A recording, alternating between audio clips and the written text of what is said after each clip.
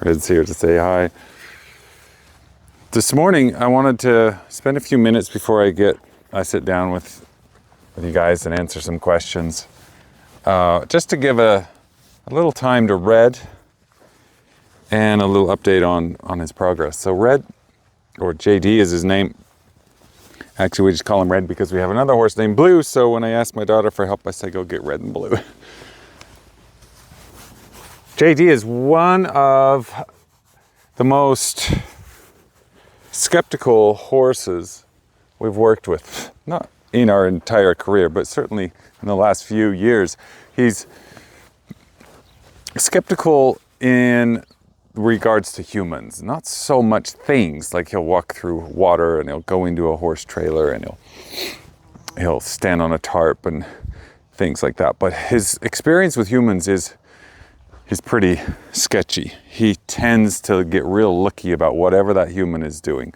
So we spend a lot of time working him through acceptance of the human. And that means grooming and scratching and itchy spots and getting him to learn to be expressive like this, where he couldn't before. He was too guarded. He couldn't really be caught in the beginning and all of those things. Now, he's coming around, and a lot of horses figure that out really quickly. Red, on the other hand, did not figure that out quickly.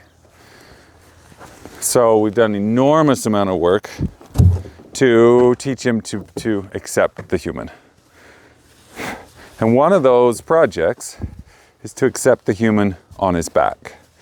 And this is not day one, obviously. He's figured out that humans are cool as long as they don't push him too hard. So what happens with him is I'll put the saddle on and we'll work him and lunge him and teach him to canter and all those things. And then he doesn't think people are cool anymore.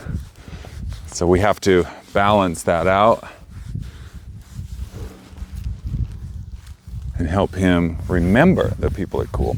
And this is the thing about him. Even though he's liking and accepting all of this, and I just pulled him out of the pasture, so this is pretty dang good for him, to no warm up.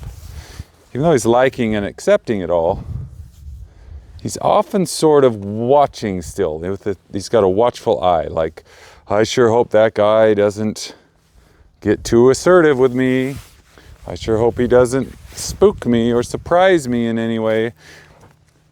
A car could come by, a dog could come by, something noisy could come by, and it wouldn't bother him. But me, something in his experience with the humans has caused him to wonder a whole lot more. Now, this is a good start. This is a really, really good start. But as you can see, that extra curiosity that he has, the constant sort of looking and watching for me, and every little change I make, he's wondering about it. That is just another indication he hasn't really truly let it go. If he was letting it go, he wouldn't be so curious and he wouldn't be so skeptical. Curiosity's nice, trust me, better than skepticism. But when you see a horse that's like always looking, always watching, always preparing themselves for what's next, then it's just one of those signs that maybe, just maybe, he's not as ready as you think for all the big things. So, we've prepared him for all these things. We've taught him, accept the human, it's safe. All of these things, the legs, the bareback, the sitting, the mounting. There was a time not long ago where he said, I can't do any of those things. No way, Jose. But my goal specifically today with him, you see that curiosity? Some of that comes from treats. He's like, where's my next treat? But a lot of it comes from skepticism. Like, I just got to make sure this guy on my back is up to good things and not up to no good. You got this. A more relaxed horse would just level out and just kind of wait. He's kind of like, every little thing means something. So I do a lot of bareback work, in part because it's actually a lot safer, if you're athletic enough anyway, to get off a young horse bareback than it is in the saddle. It's easier, you can slide off, you're not getting hung up in the saddle in any way. So lots and lots of bareback riding. We do the saddle, but we actually switch from saddle work to bareback, back to saddle, back to bareback, and then we start to integrate them, and I end up in the saddle doing all the same work. But a horse like this that's super skeptical, he actually needs more time accepting the human than accepting the saddle. So we spend enormous amounts of time doing this kind of stuff. And once he does let down and let me in, then I'll start walking with him. And ultimately, where we're at today is the beginning of the trot. And there's something about the trot, bareback specifically, that helps us go to the next level. I can't just give him the reins and trot around, because if he's off balance at all, it'll throw me off balance and cause us to get out of sync, and then maybe scare him again, and then he's thinking, oh no, people suck. So in order to trot on him bareback, he has to carry me. He has to go slow, and he has to be quiet, and he has to be patient. And if he gets rushy or bolting or pushing too fast or snappy in his movement, then I might get a little bit out of balance, and that might spook him, and on it goes. So this game I'm about to play is not just about yee-hawing around bareback. It's about teaching him to have a thoughtful, considerate transition into the trot and then back down, so that he truly does learn to carry the rider and not just react to the rider when the legs go on. A more relaxed horse, Tony the Pony, you know, you can cue them into the gates and they carry you along. First he needs to trust the human, and then he needs to carry the human, and he has to trust that process too. So we'll do a few of our basic safety controls here. Can he back up? Do I have my brakes? You know, can I bend his head around? Does he relax into that, or does he kind of spin around in circles? And he says, I am good. Good start today. Really good start for him because he just came out. Can I squeeze in with my legs? And that doesn't mean go. I want to show you my legs. Can I rub him with my legs? And that doesn't mean go. Squeeze, squeeze, squeeze, rub, rub, rub. Horses can learn nuance. He can learn that the leg does mean go if it's supported by my intention. But if my legs just bump him, I don't want a reaction from that, because I'm going to be trotting around and kind of hugging him like this to help my balance. You ready for this? You ready for this? We've got our safety things in place. We're going to try a couple of hindquarter yields. So I'll bend his head around and push his hindquarters around like this. We'll move his shoulders across like that. We'll try a hindquarter yield this way, where we bend him and then move his shoulder. Pretty good safety things. And he's being pretty quiet about it. He's not jumping, he's just moving. He's just responding and not reacting. Next, he just needs to walk with me. Just needs to carry me. And I love his pace here. When I very, very first started riding him, he had a pace that was always in a hurry. And he had this tension, like maybe I'll get excited and hop or jump or tense up. Now he's kind of got a pace that anybody could ride. Some of that's born of repetition and relaxation, and some of it is guided. Like I just teach him, don't jump away from my legs. A lazy horse, a calm horse, an older horse. This guy's still pretty young. They can do all the things a lot faster, and you can ask for quick departures and sudden stops and all of those things. This horse, I just want to keep him thinking, always thinking. That guy is so rewarding and so nice to me. That person on my back is not in a hurry. And as he grows and gets older, the time that he experiences will stick in his memory. That's what happens with a lot of horses is they get pushed a little too fast, too hard. They're cantering around with a rider at a young age, and some of them just get it. They're okay with it. And others, like him, sticks in the wrong part of his brain, and he's not okay with it. Okay, so we're going to approach the trot.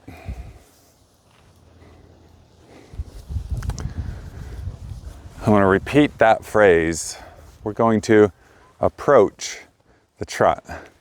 This is important because if you're an unconfident rider, you need to build your confidence at the same time the horse is building his confidence. So he's proving to carry me around and accepting my legs and all of that. So if I feel like I can hug a little tighter with my legs, then that'll keep me safer. That's part of my confidence.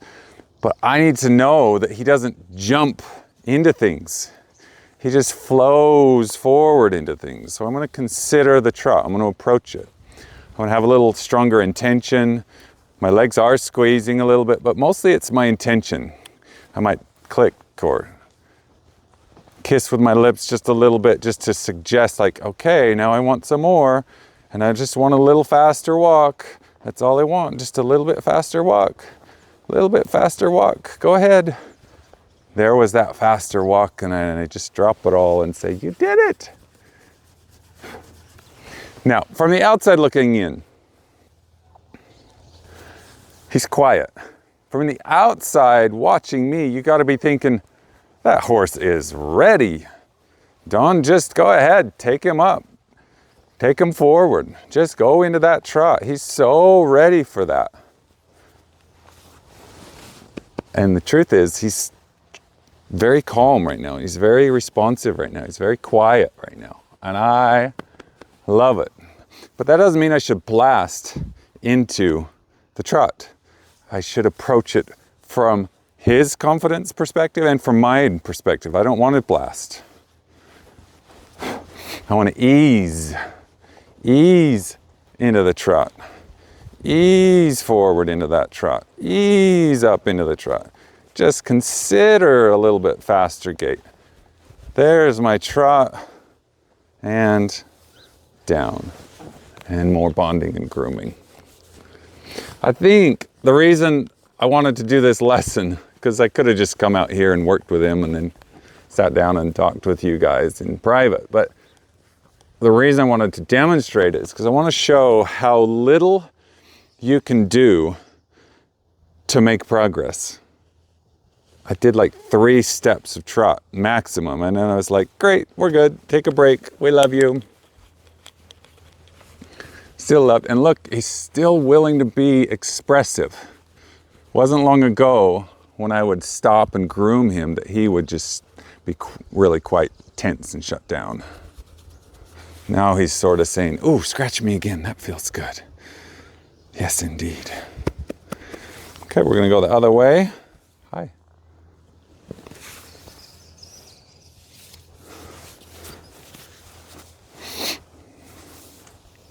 And we're gonna ease into that trot.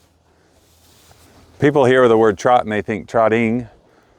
It's the same with canter. Oh, he's gonna practice the canter today. No, I'm gonna practice the canter transition today. I'm gonna practice the trot transition today. You ready? You ready?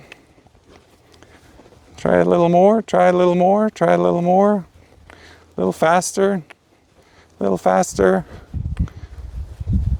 Perfect. We're gonna try a little bit and reward a lot for a horse that's been this skeptical. We want him, yeah, big opening and closing, yawning almost. We want him to think, when someone's on my back, it's so easy. Life is just easy. We just do little bits and I get rewarded, and gradually over time it changes and we start doing less rewards and more work. But his brain is ready for that at that point. And you can start a lot sooner with a horse and get these kind of results. You don't have to push them through their fears. Sometimes you just approach and retreat. And as a rider new to this gait on this horse, I need to know with certainty that he will carry me. He won't throw a fit just because we're moving in a new speed. I'm going to pull him up. Whoop, there it was. There was that little flinch. And that little flinch is an old memory of something bad happening to him. That was the first flinch I've had today. He's shedding all over me. And usually I get dozens and dozens of flinches. In the beginning, he couldn't do anything but flinch.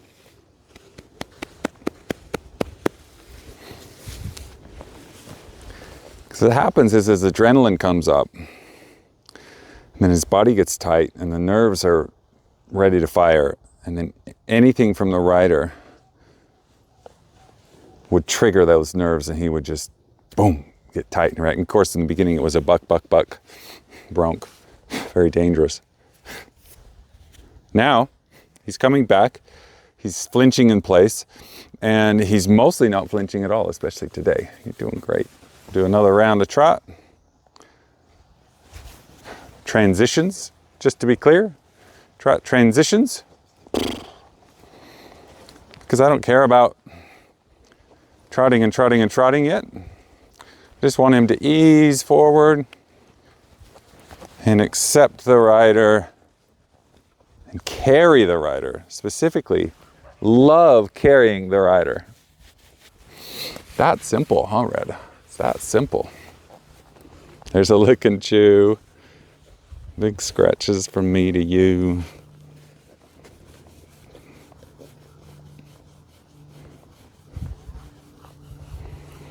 Whew, he's shedding good. Getting all over me. Every transition he does, followed by a reward, lends to more confidence for me to ask for more.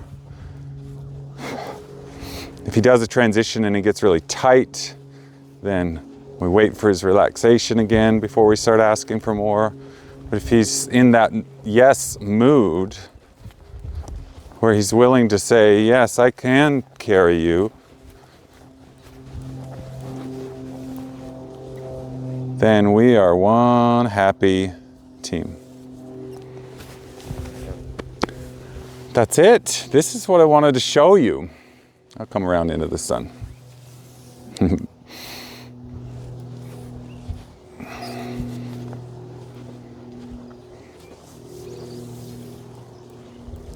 I wanted to show you how little progress is necessary to help a horse like this feel like they're moving forward. You can wear them out, and then the next day they're not easy to catch, and then the bond is diminished. With him, it's like I can't be 50-50 on the bonding training ratio. I've got to be about 70-30. I've got to have more bonding than training for him. But that's going to switch as soon as his trust level gets more standardized. He's getting there. You know, I pulled him out straight away and worked with him, and he was good.